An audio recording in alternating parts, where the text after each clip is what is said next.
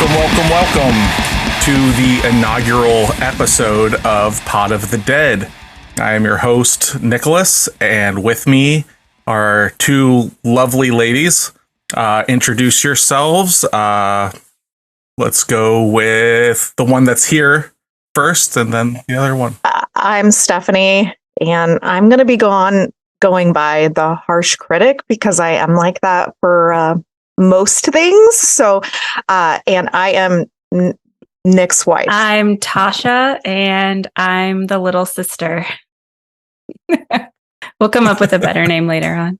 And I just basically kind of go as elitist scum because I like foofy horror films, but then at the same time, I really like just trash, just the most gutter garbage ever.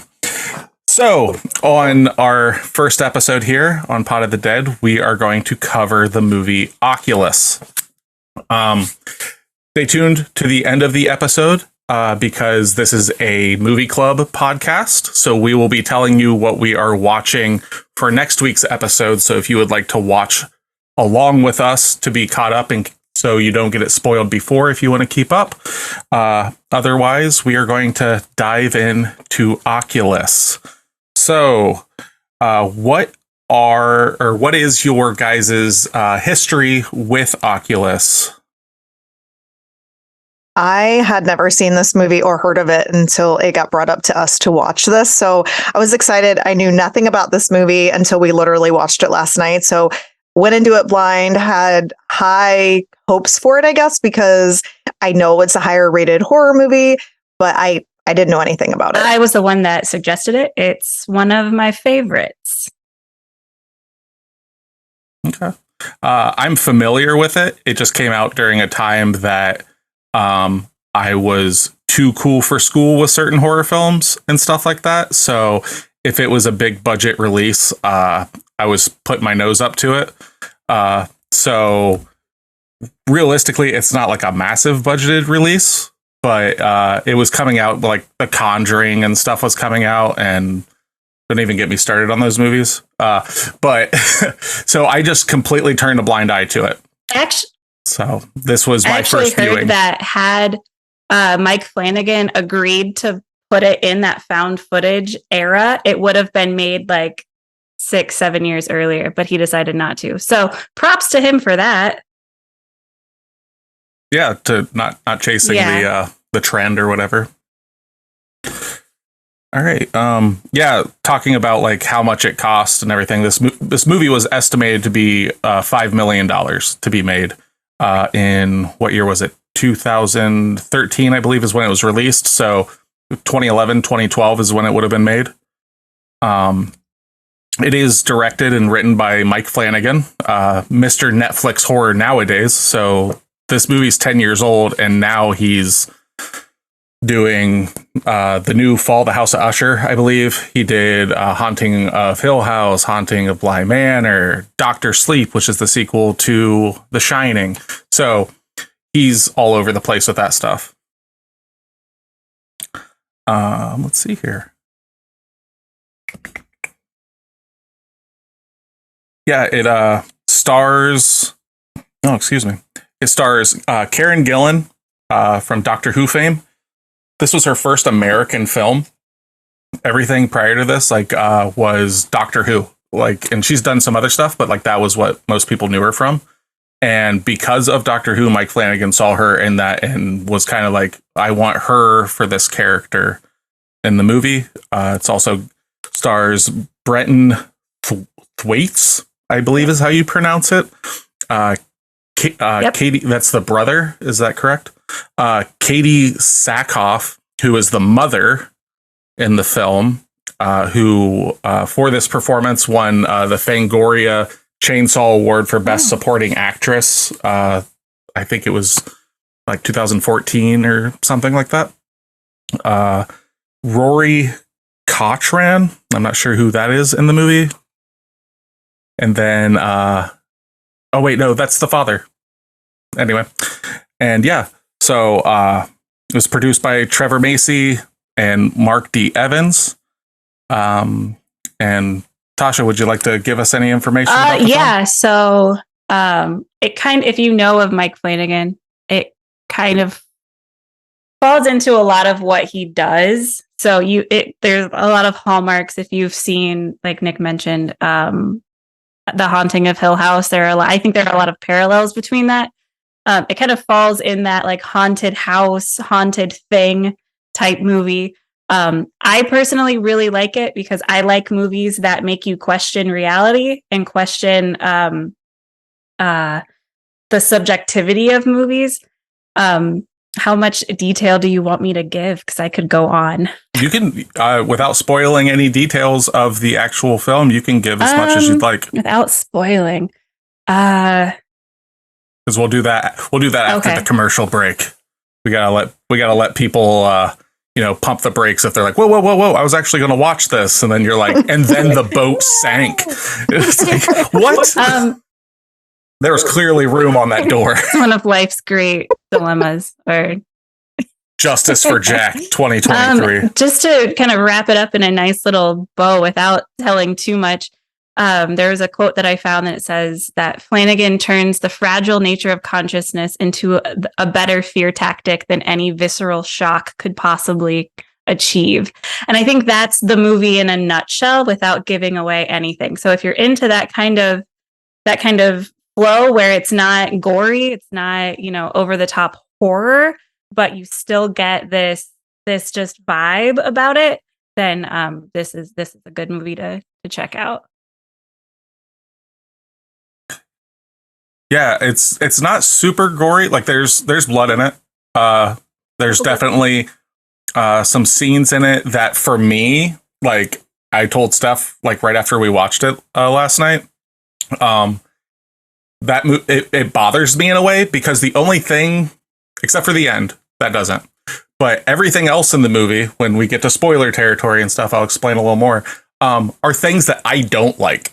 I can deal with someone getting sawn in half and blown up and gutted and stuff like that. But there's very specific things that certain kind of traumas that I don't, because it's too visceral for me.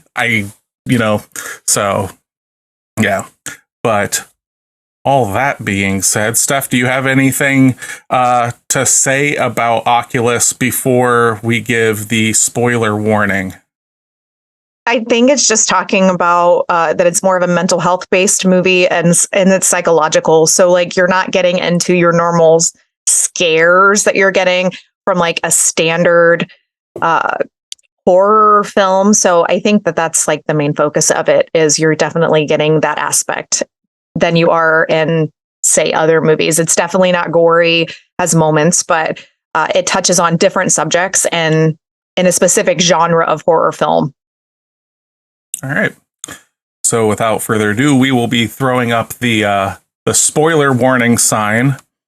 And after this, we are going to be opening up and talking about the film with no abandon. We're just going to go through it, talk about everything that we want to. If you don't want to be spoiled, stop this episode right now. Go watch Oculus.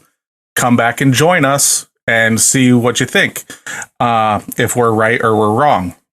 That being said, I'm going to read a couple online reviews of Oculus that I found on IMDb.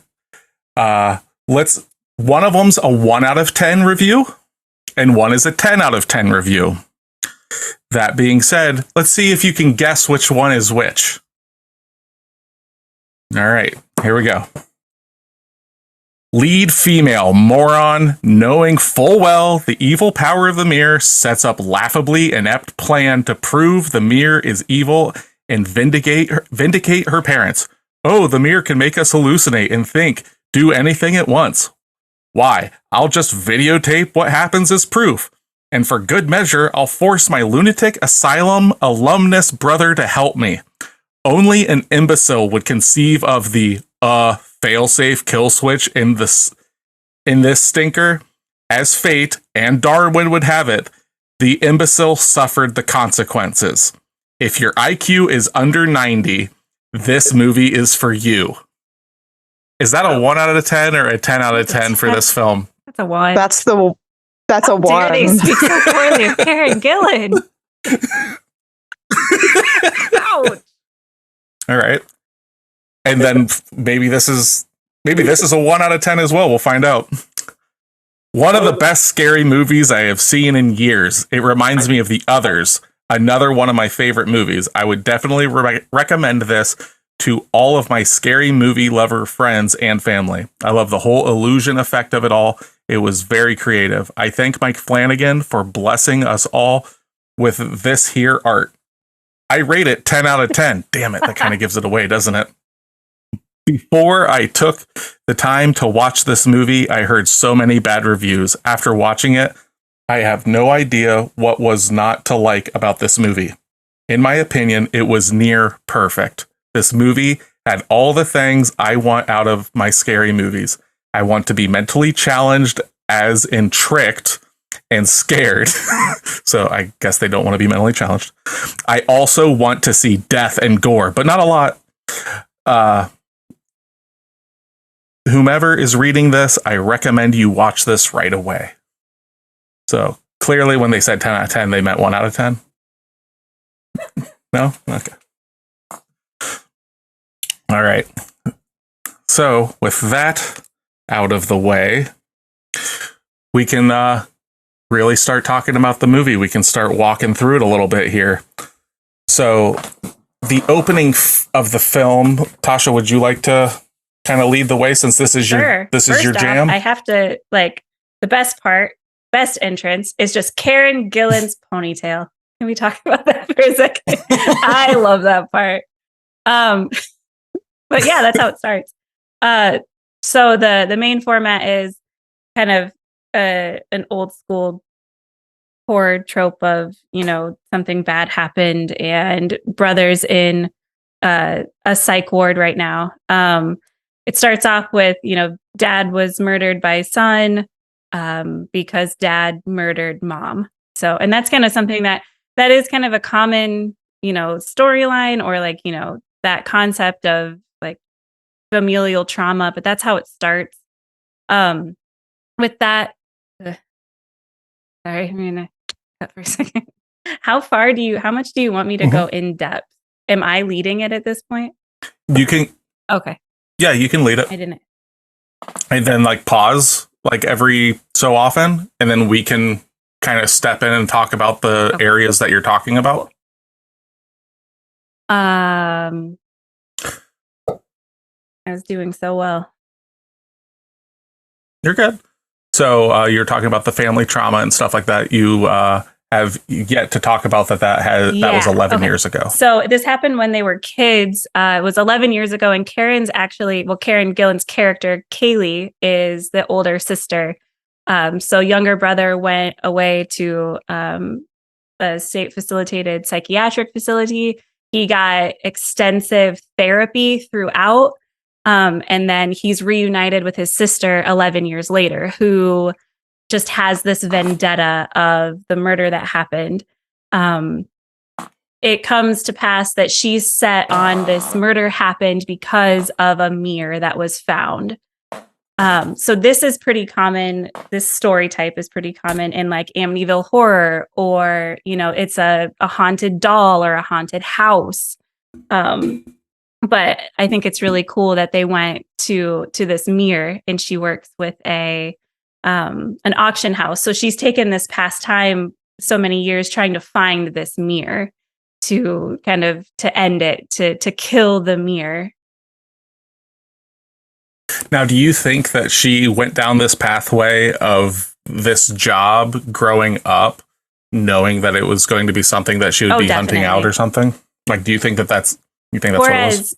As like hell bent on this as she is, that you come to see after she finds the mirror. I mean, she's been tracking it. I think it was for like easily a year, maybe 2. I can't quite remember. But for as sure as she is when it comes to the checks and balances she puts in place once they have the mirror, she's like made this, it seems like, her top priority to kill this beast that ruined her life. Mm-hmm. I mean, it that part all makes sense. Like she's hell bent on ending this and kind of, it's like it's a vengeance film in a sense, but it's not up against another person. Yeah, it's not up against a person. Film. It's up against an inanimate object, which I think is really cool. Right on.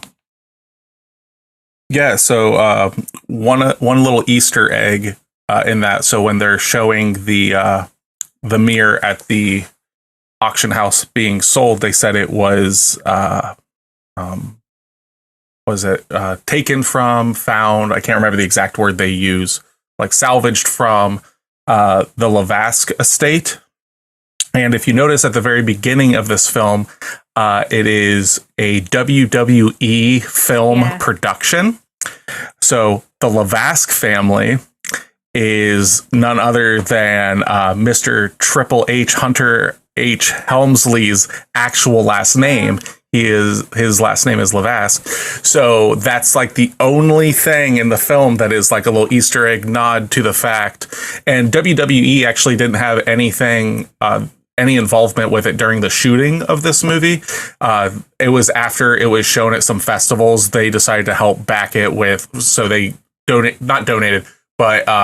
backed it with some money for marketing and stuff like that. And they must have then at that time just kind of maybe reshot something or did some like after audio of that to just tie it in there. But I thought that was kind of cool. Another little Easter egg about the mirror is it shows up in a lot of other things that he's made too.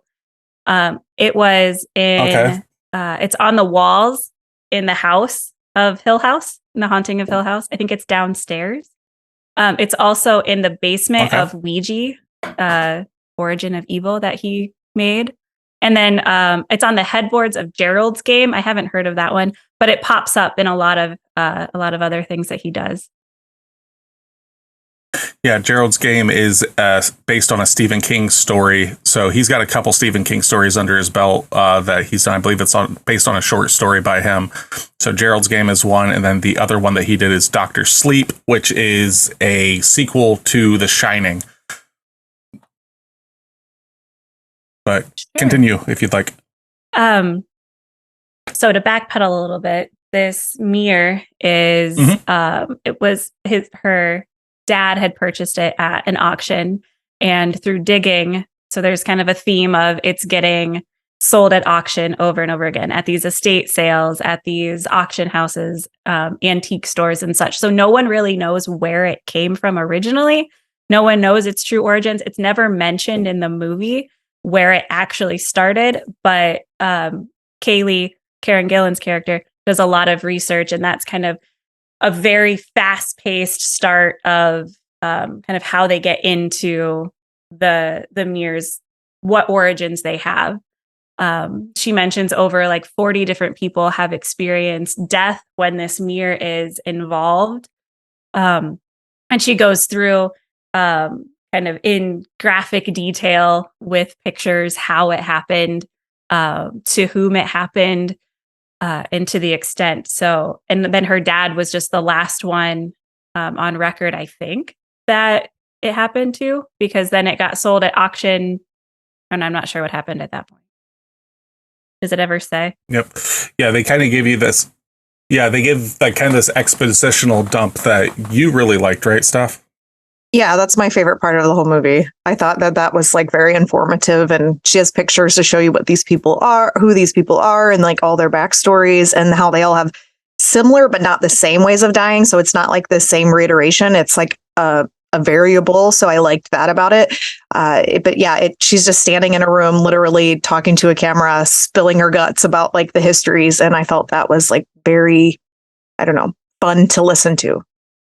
It's at this time, too, that you start to see the dynamic between the brother and the sister, where she is hell bent on this mirror did it.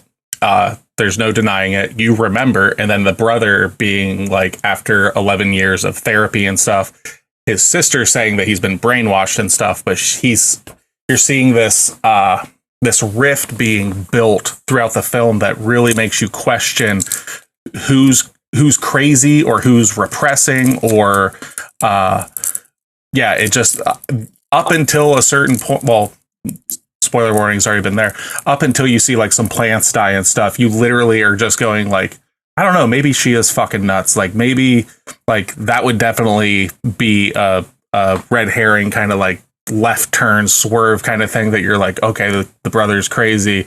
Oh wait, no, the sister's really crazy. Because that was a problem that I did have with the film, was like it does a really good job of explaining a lot of stuff. But so why was the brother taken into custody for killing his dad when the sister is right there, able to give a statement and all this stuff? And that's like my huge gripe with this film, is if you take that away, I like the movie more than I expected to like it. And it really makes you think about stuff, but that like is my biggest gripe with the film. And that's something that never even crossed my mind. I was so in it by that point, like that didn't even register.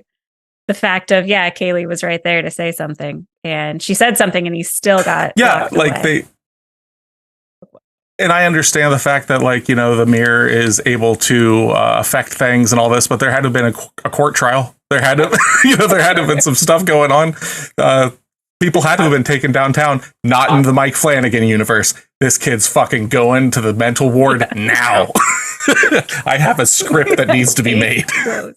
Well, and the other weird thing about it was like, okay, so she doesn't get mental help, but he gets to go through extensive therapy, and then she's just kind of like left on her own. Like, hey, you're 2 years or 3 years older than him. We're just going to throw you to the wolves and not give you any mental help and just, let you compartmentalize however you want to. So then she's on her like revenge vendetta, and then he's like this. Now he's the one that's compartmentalizing things and is like, that didn't really happen. That was fake, and my brain's just coming up with things, to deal with and cope with things. And then you come back to the situation in the house, and you're like, okay, well, he did work through his stuff and tell himself that it wasn't real, but it was.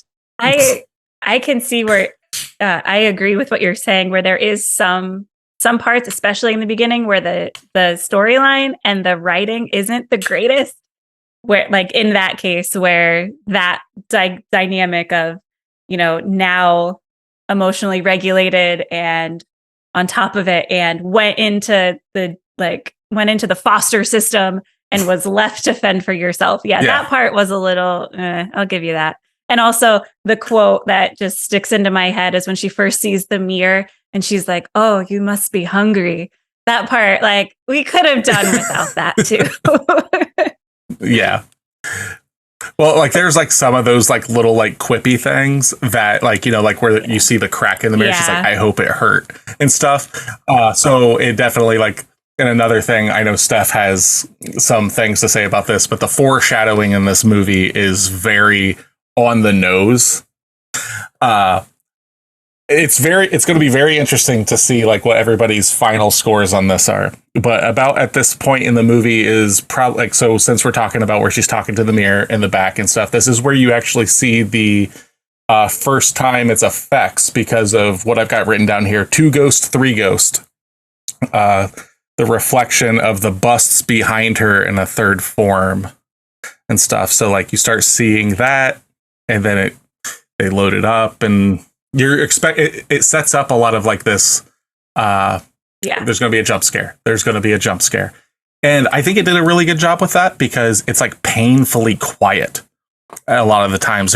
Which I commend this film for, because I hate when there's a score underneath it that's like, it's getting louder. So like it ruins the scare if it's supposed to be.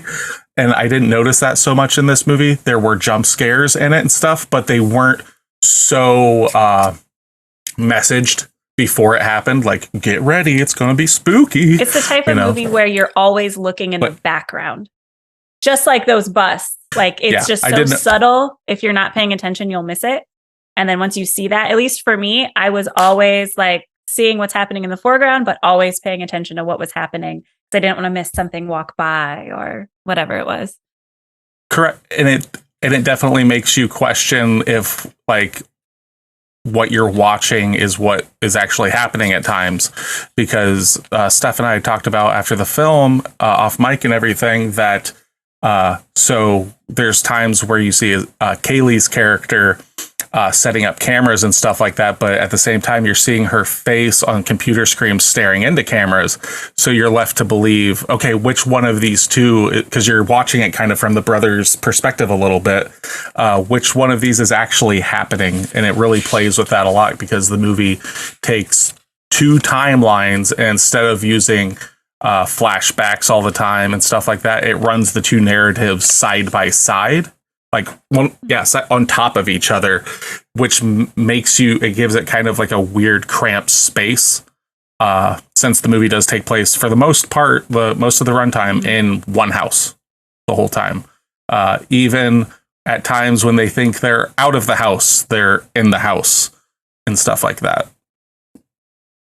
But yeah, they do a good job of making you question like who's actually remembering correctly. And then, like I said, like, dead plants and the camera's moved.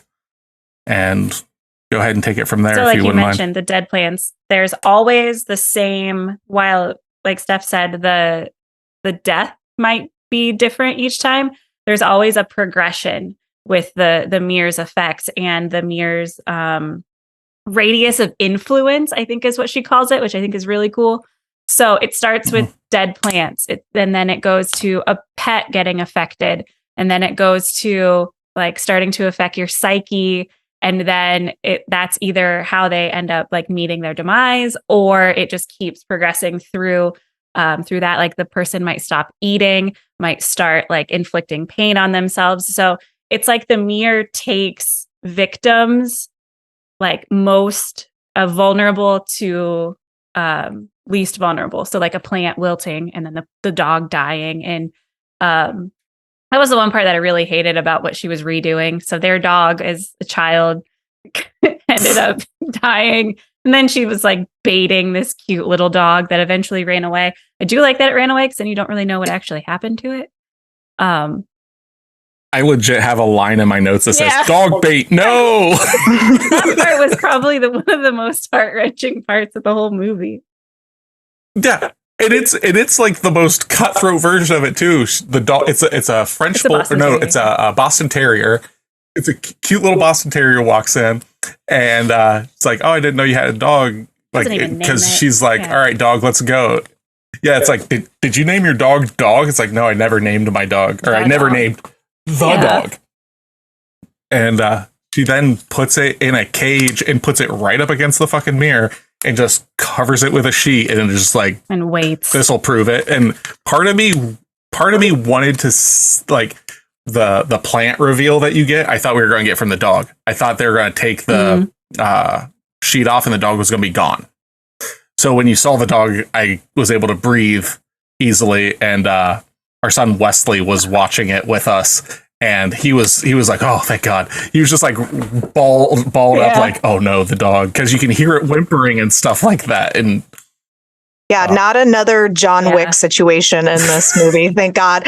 But yeah, it was the thing I thought was very strange about that is like she's bringing a dog in here to feed it, right? One, she picks the tiniest dog. Okay. Two, those dogs are expensive. Like that doesn't make any sense. Like you're going to spend thousands of dollars on a dog, and then you're just going to be like, here, you can eat this instead. Like just bring a mutt or something. Like that made no sense to me. I don't know. Like, so you would have rathered a litter of beagle puppies? Is that what you're saying? Straight from the pound. Yep. Like, we were saying, like, we were just waiting, like, if that dog died in front of the mirror, John Wick would have burst through the mirror and just, like, killed Kaylee, like, instantly. Just been like, no, my wife left me this dog. Man. Spoilers for anybody that hasn't seen John Wick. You're about 10 years late on that as well. Yeah. Yeah. So at this point, they threw in some like psychological theories and the brother, Tim, tries to explain away. We've kind of touched on that briefly. Tries to explain away the deaths. Kaylee has this really good version of the mirrors attacking people and, making them mess with their mind. Tim talks about the theory that Kaylee's just putting things together that fit. to make her feel more okay with what happened, because what happened, she just can't process that her dad would do that. He says that her dad was having an affair. Mom went crazy because she couldn't process the fact that dad was having an affair. Dad lost his mind, killed mom. He had to kill dad. So that's and at that point, like you mentioned, Nick, you start to have this divide. And I really like that divide because, like you said, I know we're backpedaling a little bit, but like you said, that now you start to have this like cognitive dissonance almost, and you're going back and forth throughout the whole movie, just waiting for the end to see like what actually happens. I like it. I like his sarcasm during that whole thing because he's like, yeah, well, we fucking bought a couch that year and all this stuff happened. Yeah. Was the couch haunted? And I was just like, that sounds like something that like we would have an argument about. Yes.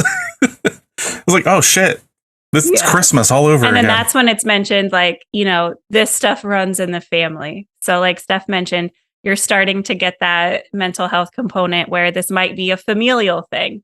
So then you also start to question Kaylee's, you know, mental state throughout this whole time. Yeah. Sorry, I'm just looking at my notes. Or keep going. No, you're good. So like this is the point. This is kind of the point where like we're starting to see both timelines merging and stuff. So you're seeing the adult, we'll just say like the adult brother and sister, and the young brother and sisters, like kind of going through and doing things, and you're seeing the deterioration of the fabric of this family because the son talks to, or no, the daughter mentions that she saw a woman in her dad's study, and the mother begins to question his fidelity and stuff like that. If he's being like, if there's infidelity and stuff going on, like someone sneaking in and all this stuff, and you get to watch basically, I believe this was your favorite character in the movie, Steph, the mother, literally just like spiraling in this like despair of her not knowing, but believing that her husband is having an affair with something, which in turn is actually the mirror projecting things and talking to him and all this kind of stuff. And I have a note here. There's a scene where they're sitting at the dinner table. The husband's nowhere to be seen. And I've just got bowl of toast for dinner because the kids are just eating something out of a bowl and there's just a plate of toast and the mom's just drinking wine. And they're explaining like, well, I haven't seen her anymore. And the brother's like, oh, I have. She was on the stairs. I was too scared to come out of the bedroom, blah, blah. And she's just like losing it, like going through his papers and stuff like that. And like, you just watch this woman go through hell because the mirror is causing this turmoil. And along with that, you start to see the perception morphing too with the dad. While in his study, he has a Band-Aid on his finger. And this is the first instance where you see what you want what's the phrase? You'll see what it wants you to see. So he thinks he's pulling a Band-Aid off. And you see that at first, and then it cuts back and he's ripping his fingernail off, not realizing what's actually happening. Don't like nail trauma over here. I like blood. Well, as the story well, yeah, we know that. As the story progresses, you notice like with his hands, like finger by finger by finger, like each one of his fingers as the show and it progresses, you see them getting injured individually. So it starts with one, then it becomes three. And then if you pay close attention to his hands, then you end up seeing all of them being done. And then the mother's kind of similar to that. Like it starts with the dog and then it kind of progresses into her like mental health stuff with the cheating.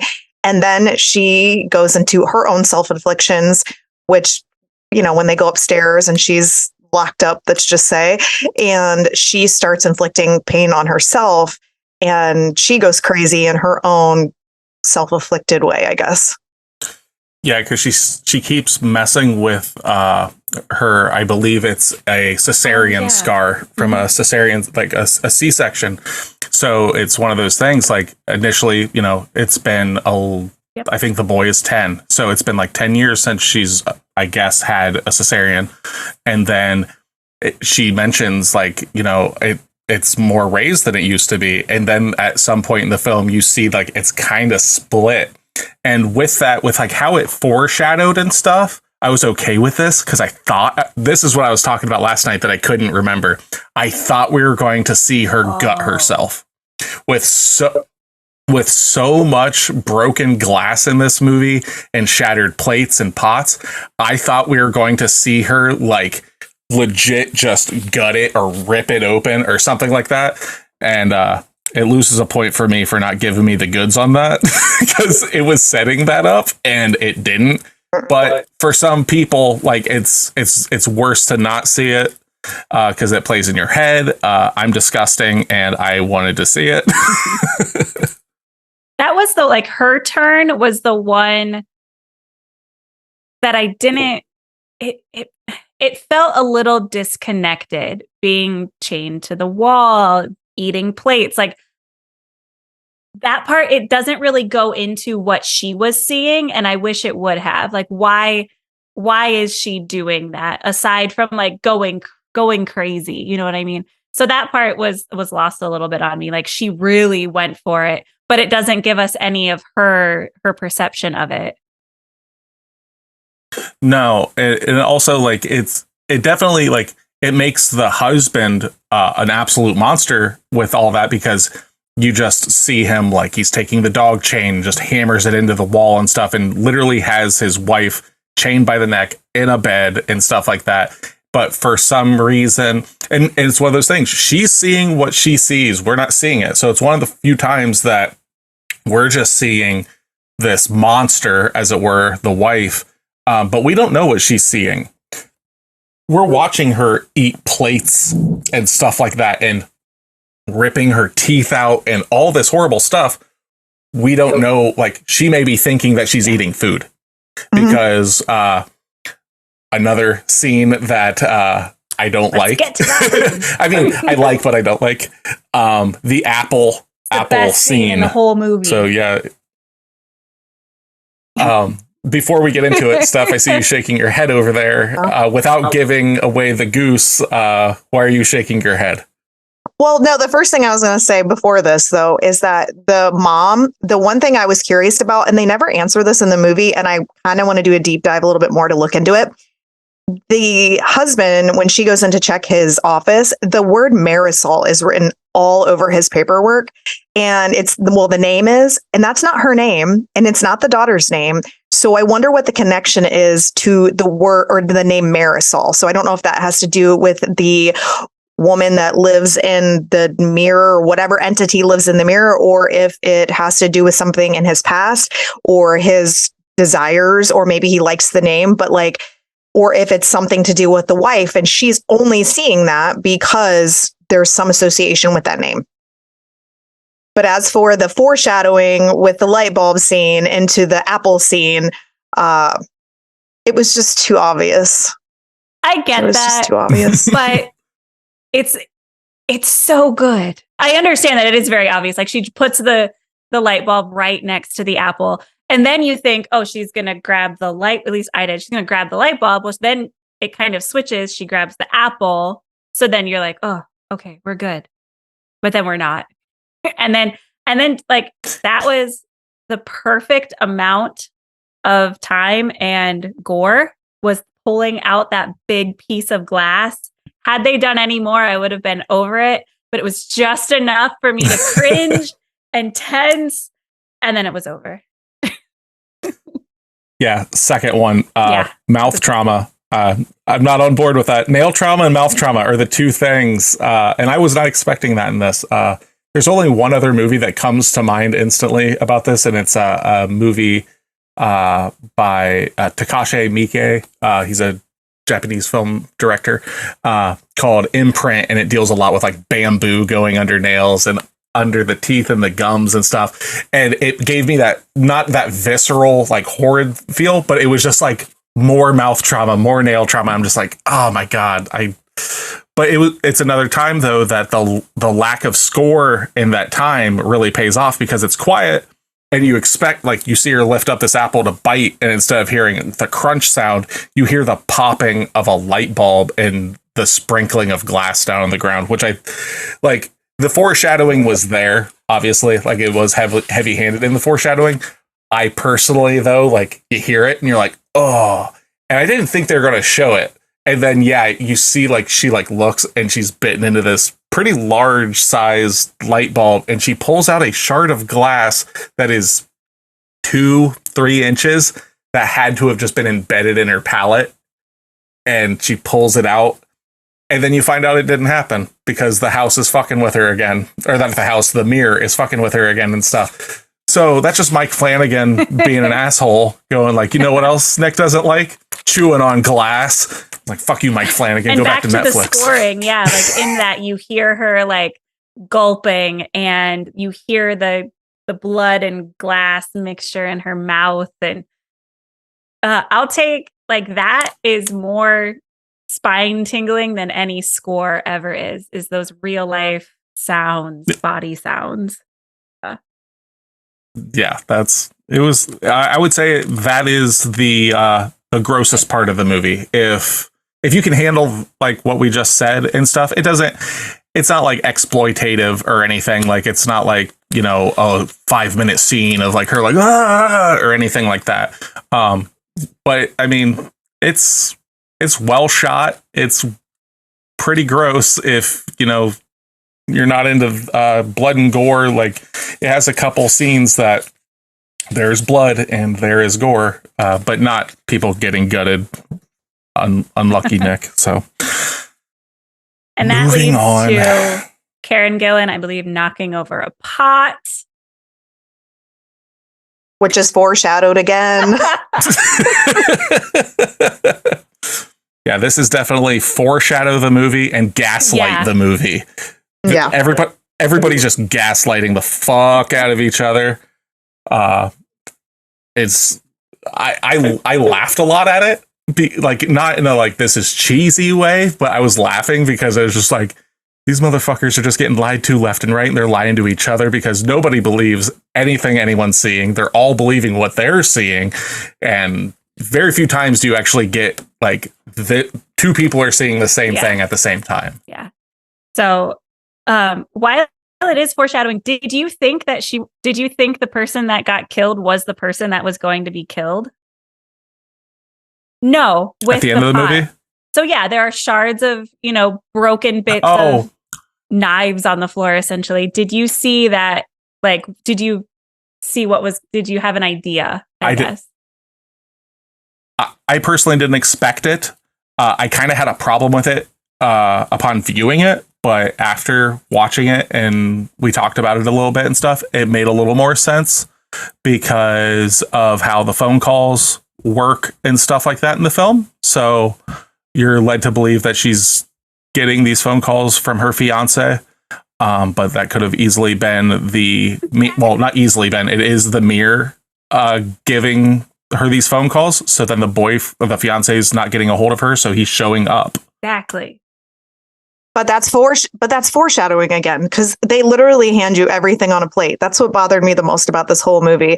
In the beginning, she's talking about all the histories, and then she's showing us like she brought food in order so everybody doesn't get dehydrated. She has this thing hanging from as like her protection thing that she has to return on every 30 minutes or an hour or whatever, so it can smash into the mirror if you need to get rid of it.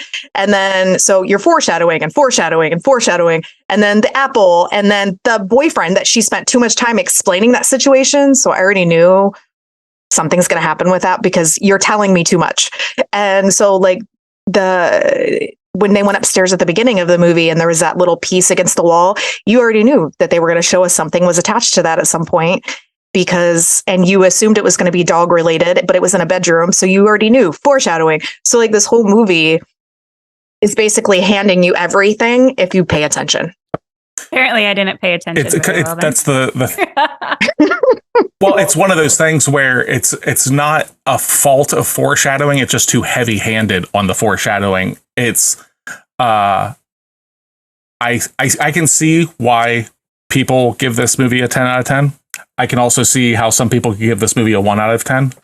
I'm definitely in the middle there. I'm higher up a little bit than a 1, but yeah, and you'll find out later. Yeah, the foreshadowing, if you're not paying attention, it's just like, oh, I didn't see that coming. But like as Steph said, almost every single thing that happens, it doesn't just show you once. It'll like show like the boat anchor hanging. It doesn't just show you that once and then move on. It shows it multiple times, and that's the climax of the film. That the apple and light bulb scene, it keeps cutting back and forth, and you're like, oh, this is going to happen. There were some times that it faked me out, like the dog and like the stomach incision, the cesarean incision. So it's not 100%. There were some swerves there to keep you on your toes and stuff. But it definitely is heavy-handed on the foreshadowing for sure.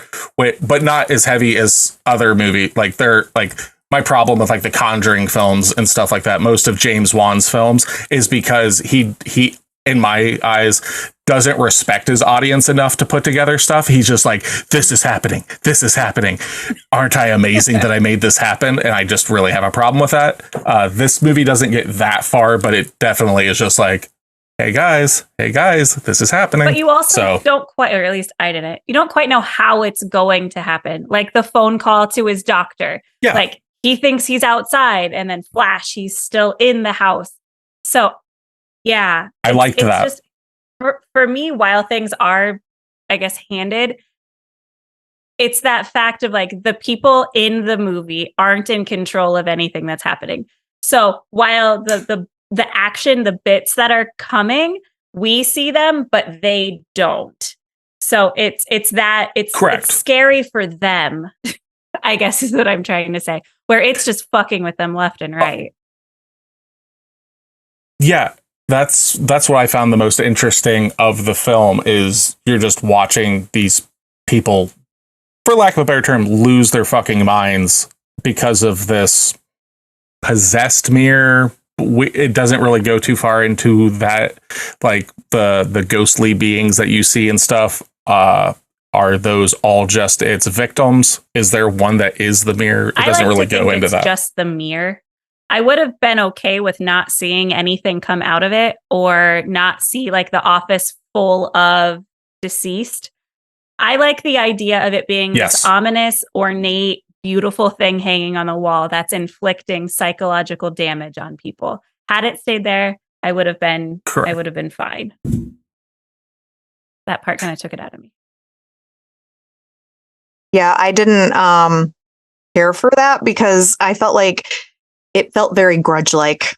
Like you're getting, or not Grudge, The Ring, very Ring-like, or maybe it's both movies. I can't remember. It's been a while since I've seen them, but like she just has like the normal, like the entity has dark hair and she's waif thin and she's pale. I mean, that's like your standard trope.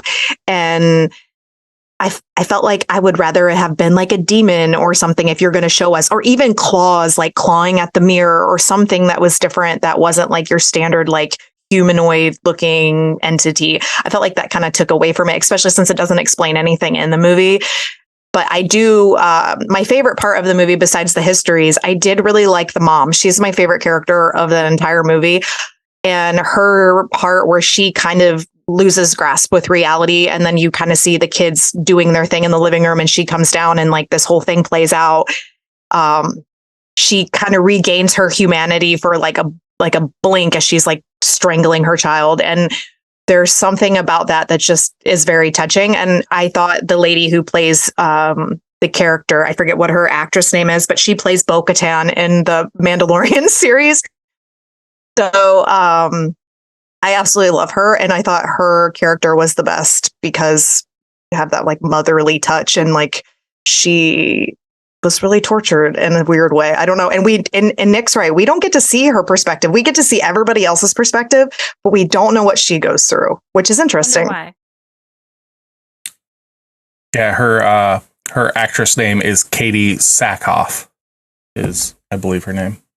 But yeah, like she did really well in it. But going back to like what you see, like all the ghostly beings and stuff, this came out in 2013. So I'm trying to keep it in my mind of the time that it came out. So films like The Babadook and stuff like that had not come out. I believe Insidious had by this time. I believe it came out before this, which it has kind of like this like red and black demon kind of character. But like before you see it, the implication of what it is way cooler, I guess, because it's just this shadowy thing. And that's what I wanted for it. I would have just been head over heels if it was one of those things where kind of Peter Pan-esque, I believe it's Peter Pan, where the shadow is sentient. Mm-hmm. That kind of play on it, where it plays more maybe with the reflection of the person, which you see that sometimes where they're looking in the mirror, the reflection is doing different things. There's a movie with Kiefer Sutherland directed by Alexander Aja called Mirrors that really plays into that, where your reflection is the thing that does the thing to you. So like there's a scene in that movie where the reflection starts pulling the jaw apart and the real person isn't even doing it, but their jaw's getting ripped. That kind of stuff I would have been way more on board with than just being like, hey, look, it's spooky ghost-like person. And look, there's a lot of them. The one thing I did like, though, that definitely separates it from the other in that category. At first, I could just see like the reflecting eyes. I was like, are you fucking serious? They just got glowing eyes. Until you find out that they're mirrored. Yeah. The eyes are mirrors of all the ghostly apparitions and stuff. I did like that touch. I would have liked it more, though, if they weren't ghostly apparitions and they would have been more demonic, more muted, more in the like legit shadowy, instead of it like just being this like, oh, I'm spooky. I'm a ghost. What did you guys think of the kind of parallel timelines in, I'd say, Act 3, where you're seeing a lot of, I wouldn't even consider them flashbacks, but like the hallucinations that the adult kids are seeing of scenes from their childhood? Go for it, honey. Okay. I liked it to an extent. It definitely made me question some stuff. There's this very specific scene that the brother runs into his old bedroom and sees his younger self, and his younger self looks over at the door. It leaves a lot to question in the sense of, since the mirror is there on both timelines, is the younger brother actually seeing him? Is he seeing a version of himself older? He doesn't obviously know what he's seeing, but is it like condensing time weirdly or something like that? Because he clearly sees the younger version of himself, but the way that the younger version of himself looks at the doorway in that scene leads me, and I've been wrong one time in my life before, just once. I could be wrong twice. I'm not going to bet on that, though. Let Steph be the judge. But like it led me to Yeah. it led me to believe that, like, is he seeing, like, is like time folding in on itself here? Like, I was expecting it to go full Lovecraft and just be like this dimensional hell. Again, and that's my preference. And it didn't do that. I'm not going to hold that against it, but that's where I was expecting it to go. I was hoping it wasn't. Like, that was my problem with the foreshadowing, and Steph can attest to this. I kept going, like, she would say, well, this is obviously going to happen. I was like, well, maybe not. Maybe they're not going to kill someone with the boat anchor that we're seeing 500 times in the first 30 minutes of this movie. Maybe they're not. Maybe they're setting us up for that. They totally do. Yeah. Yeah. But the other thing you have to think about, and I just considered this, now I'm thinking aloud here, with when he's seeing himself and that they kind of see their younger selves in the storyline because it's running parallel together. With the male, what's his name, Tim specifically, is he unlocking those parts of his brain? Therefore, he's reliving those pieces himself. So it's not necessarily the mirror. It's actually him unlocking the parts of his brain that in psychology, they kind of packed away, and now he's kind of unraveling again in order to like relive it, but maybe he's seeing it from an external point of view because he's more mature now or something like that. Like I don't know if that's like a breakthrough or if it's like the mirror itself creating this for him. Because what's the necessity of her doing that realistically? Like what's the objective? Like why do you need to show himself sitting in a bedroom? Like there's no logical reasoning behind that to me. So I don't know. Yeah, because like the movie definitely plays with like the whole unreliable narrator. The film itself is an unreliable narrator. So yeah, like you were saying, like is his perception of stuff not the mirror's like projection? Is it him unlocking his repressed memories? Because that makes sense. I never thought of it that way. Because yeah, for sure. Like, I mean, like definitely reliving trauma and stuff like that probably isn't the greatest thing. Tasha and I's parents did not murder themselves because of and each other because of mirror. I don't remember killing my father. I may have repressed that.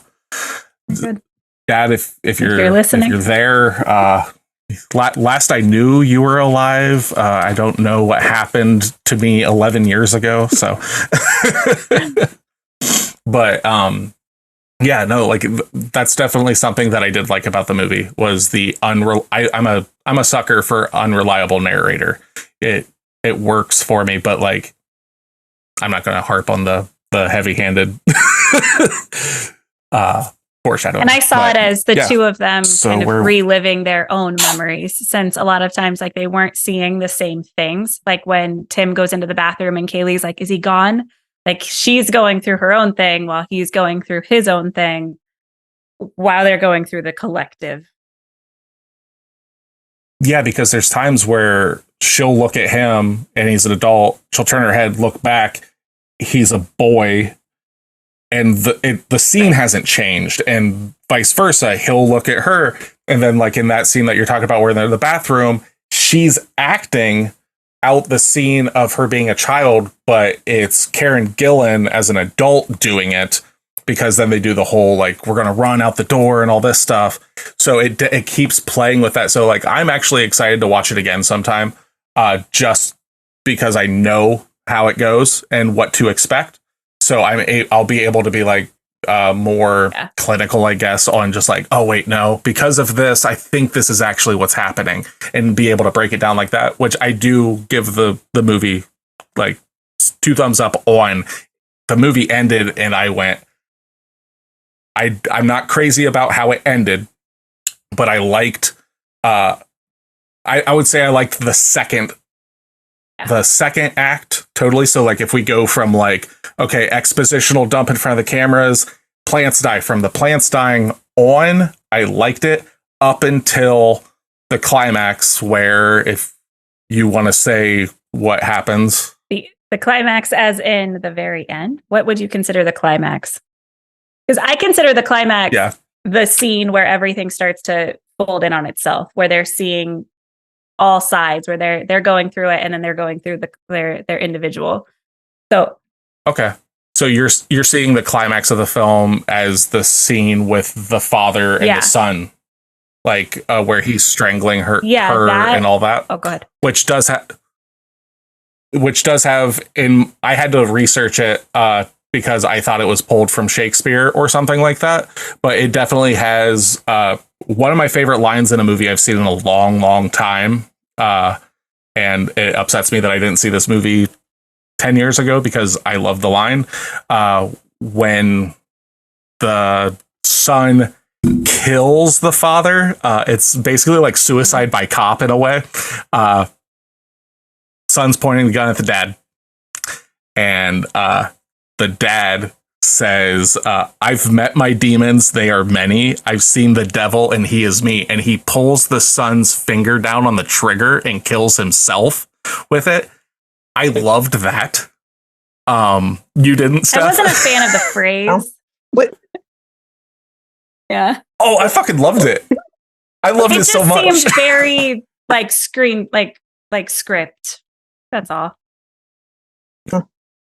I like the quote, if it was in a different perspective, like what guy is on his knees, whether it's the mirror talking or the dad talking, speaking to a child and like projecting these words. Like, to me, it just felt very cheesy in that sense.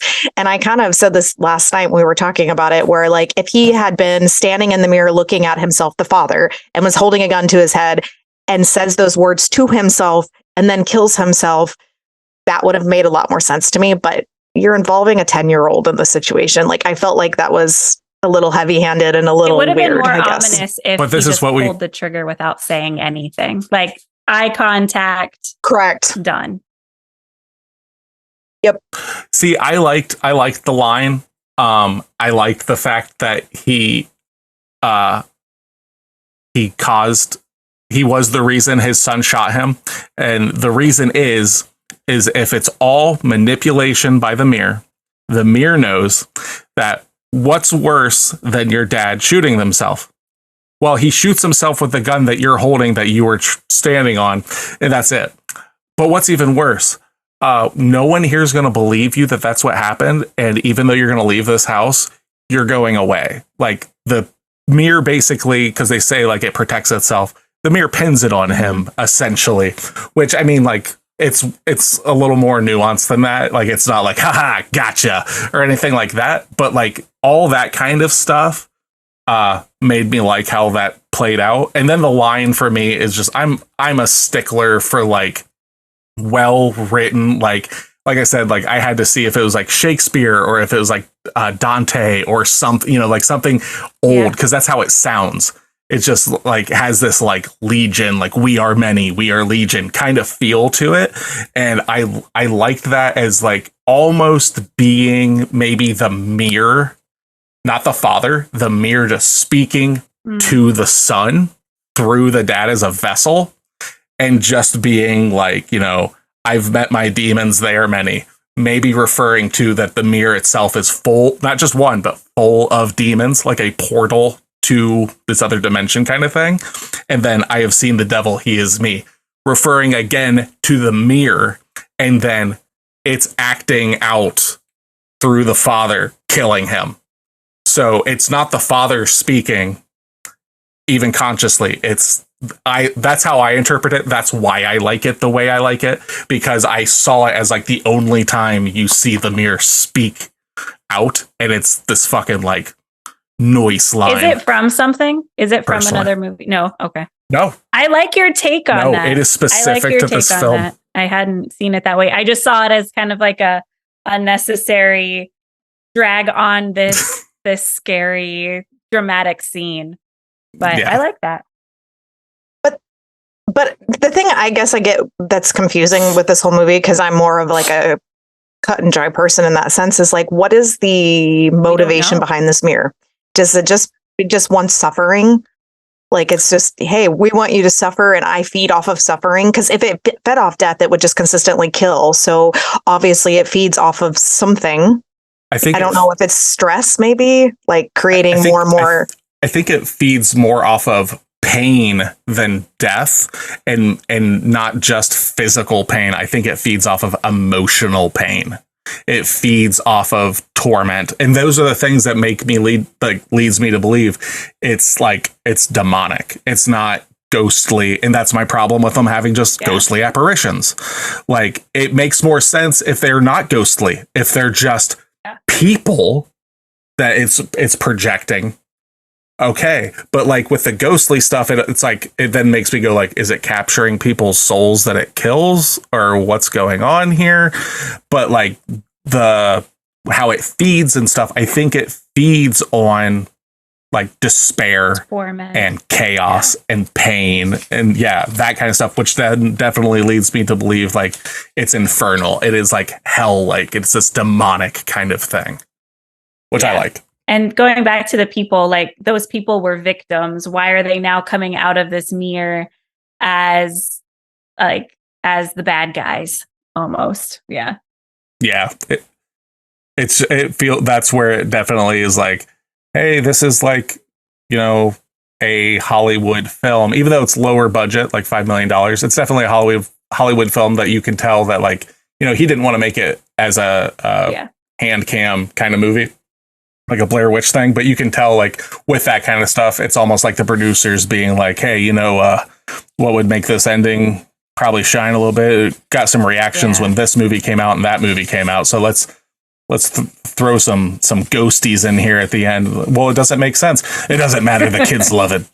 The kids get out there, Mikey. Get out there, Mikey. And it did. It made money. It made a lot of money for a $5 million budget. I think it ended up raking in like somewhere around $40 million. So it is a successful movie. I don't really hear a lot of people talk about it though. And for that reason, I just kind of thought, I was like, oh, it's just garbage. Like, it came out, it did its thing, and boom.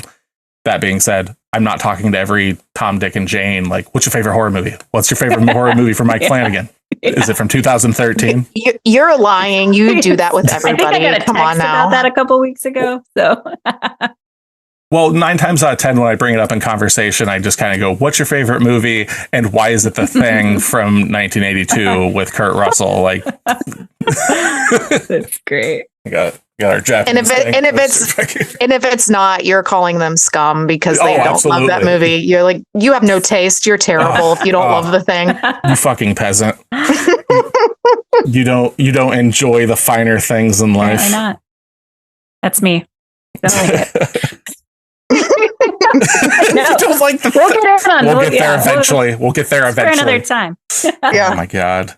Yeah. So that's where my the arc starts for me is what we just talked about. And then it kind of like snowballs into not quite sure what's happening in the movie. I will say then it turns into then the ending. You guys say it's very foreshadowy. I guess it's just me being hopeful. I was really hoping that's not what was going to happen. But well, because they show a couple times like people just standing in front of the mirror. It was literally like, and it happened, and both Steph and I, like, there wasn't like but that's kind of how it felt. It's like, that's kind of what it was. The only shock, and I'll use that lightly, was like which one it was going to be. I would have hoped for it to be different, but yeah, Karen Gillan gets a boat anchor through the back of her neck, out her throat, and pins her to the mirror. Again, we have the sounds of her trying to breathe. It's disgusting. Yeah. Yep. And we've come full circle at this point.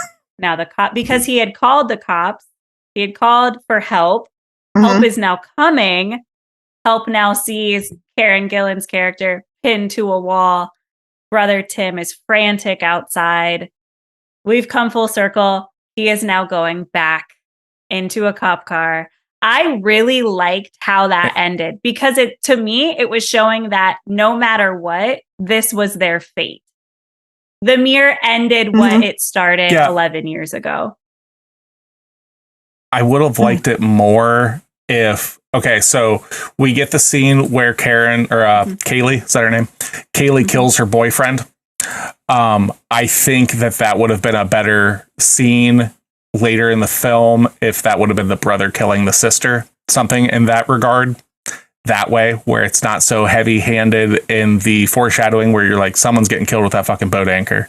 I think that would have been better.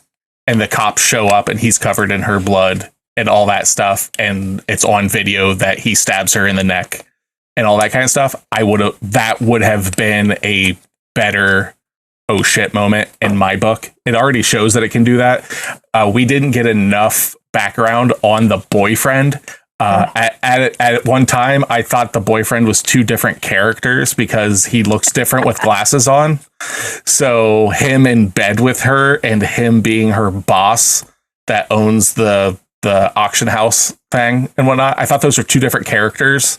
And it wasn't until he died, I was like, oh shit, that's the same guy. Okay, he's dead now. There was no emotional connection to him. So I felt like they could have done without that personally. But no, they couldn't have. And I just thought about this because if you think about it, she needs to have access She has to have access in order to get to all the antiques. So she probably didn't have an emotional reaction to killing him or really caring much about him at all, and didn't explain anything to him because she's using him for her own benefit and not necessarily because she cared about him. It doesn't show that, but she's very cutthroat in this movie. She's very, this is what I'm doing. This is my outcome. This is what I want to accomplish. She only cares about her brother. Like she wants to make sure he's okay, but she ultimately wants to seek revenge. So I think she's using the fiance to get to her end, and she doesn't care about him personally.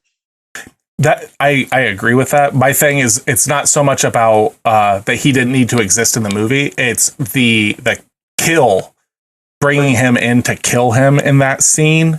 Doesn't like I was saying, like I think that scene would have been better used killing her from the brother if we're doing that, where we're sending the brother back and everything. I think that you take that scene away. So she's calling and everything, and we don't know if that's actually happening or not, and we don't answer that. Later on in the film, maybe he thinks that it's the dad coming and like doing something there in front of the mirror where we know there's a bunch of cameras, and he kills what he thinks is his dad again, and it turns out that it's Kaylee's character. And then you still play it out where they see that on the film he's killing, it shows that he turns the thing and kills her, all this stuff. It would have had the same payoff. I just think it would have been a more effective, like, oh shit, because that was the reaction that I had when she killed her boyfriend, but I didn't give a shit that it was her boyfriend. Yeah, I think that was... Yeah. And she obviously didn't either, because she's like, no. Then she looks at her camera again and stuff, and she's sad for a minute, and then she just goes on. I was expecting like a gut-wrenching, like, nah, kind of thing, and that didn't really happen. Yeah, I liked that scene purely because, like you mentioned, he's not brought up a whole lot. He's kind of a forgettable character. So for that, I think it could have been a throwaway, but it also showed like the gravity of what the mirror can do. I think that was just that next step. So she did the apple, that was painful, True. And then it led to murder. And then you're not quite sure who it's going to be. Oh, it's the mom, and then it flashes and it's her boyfriend. And then she's like trying to be okay with it by looking at her phone and going, no, this is fake. This is fake. This can't be real. But then which doesn't make sense, because we know that you can't trust what you're seeing and everything, but for some reason she thinks looking through her phone is like able to trick it, but she also already knows that you need to get outside of its grasp and influence, because the fact that you're looking at a camera doesn't change the fact that it's messing with your mind. Like, she's very aware of that. We didn't talk about this, but the scene where they don't realize they're messing with the cameras and turning everything. So it's hearkening back to that, where the cameras are true, supposedly, at least in that scene. So I believe she's thinking back on that, has the camera to go, oh shit, no, this didn't happen. The camera said so. But then also it's just another loop of how deep is this going? How many layers of perception are there that are getting messed with? Yeah. Gotcha. So yeah, and then Brother Tim goes away. Roll credits. I've got and the mirror wins at the end. The mirror wins the Intercontinental title, handed to him from Vince McMahon in the WWE. He won it, beating Hunter Hearst Helmsley, Triple H in a steel cage match, I think. But with that being said, we know that, Tasha, this is your pick. So why don't you give us, out of a ranking scale of 10 mirrored eyes or 10 light bulb apples, how many light bulb apples out of 10 do you give this film, and why? Solid 8.5 eaten light bulb apples. I loved all the twists and turns. While you're saying that, yes, there are some things handed to you, I love the attributes of like the altered perception component. It does fail a little bit with kind of the people coming out of the mirrors, like we talked about. But overall, the quality of it being using perception as a weapon, I think is really, really cool. So solid 8.5. All right. So we got an 8.5. All right. Steph, what was your thoughts of Oculus on a scale of 10 light bulb apples out of 10? What do you give Oculus? This is a hard one for me. I ruminated on it for like all night, just trying to think if I wanted to rate this what I originally was going to give it last night. Because I'm just going to say, like, this movie was not my favorite by any means. I felt like it lacked a lot. I felt like it was very stereotypical. And it was too foreshadowy for my taste. But I do think with the budget that it had and everything else, it was made really well. Like, it wasn't overly cheesy other than that quote and like other pieces of that. But sorry, honey. But I would say 5.5, probably. 5.5? Yeah. That's fair. So that comes to me. Oculus out of 10 light bulb apples. I'm kind of bouncing between two numbers, but the reason I'm giving it the higher of the two is specifically I like this movie because of the conversation. It definitely like is a movie that after you watch it, Steph and I watch two different movies in a way.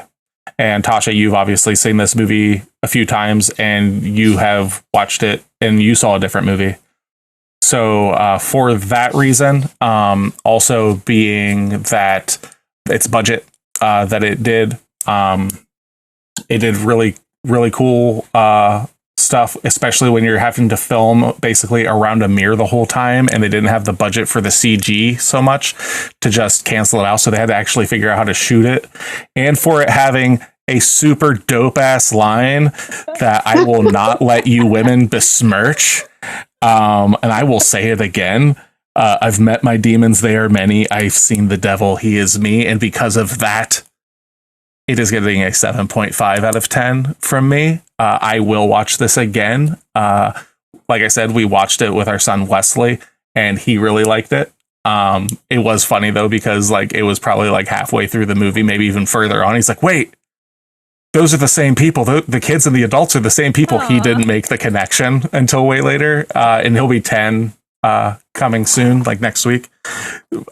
He's like our ride or die horror kid. Like he'll watch all sorts of things. I woke up today to a text, well, one of 6 text messages that went nuts, where he was like, "I'm watching Evil Dead." Like, not can I, just I'm watching Evil Dead. It's Happy like, Sunday. Oh shit, all right. So I came out and I was like, "So you watched the old one?" He's like, "No, I watched the 2013 one." I was like, that movie goes hard. So, or no, he watched the new one, Evil Dead Rise. I'm sorry, which also goes hard. But yeah, I give it a 7.5 out of 10, which gives us our total of, bear with me in math. So we got that. Carry the 1. I believe that's is that right? Is that a 21.5 out of 30? So our teacher friend over here, Tasha, what's a 21.5 out of 30? What's that percentile? 72% we got there. That's not bad. That's not bad. I give that I think that's fair. It's a serviceable movie. It's going to have its lovers and its haters. It won't hit the same the second time you watch all movies.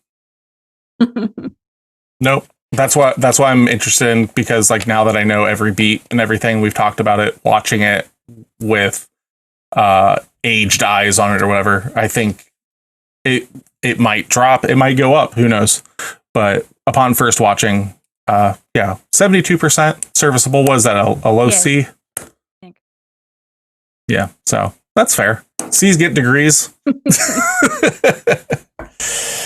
So, we're going to wrap this up. But before that, this is a movie club. So next week, Steph, what will we be talking about next week? What will we be watching this week to talk about next week?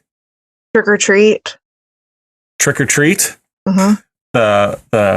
Was it the 2011 film Trick or Treat?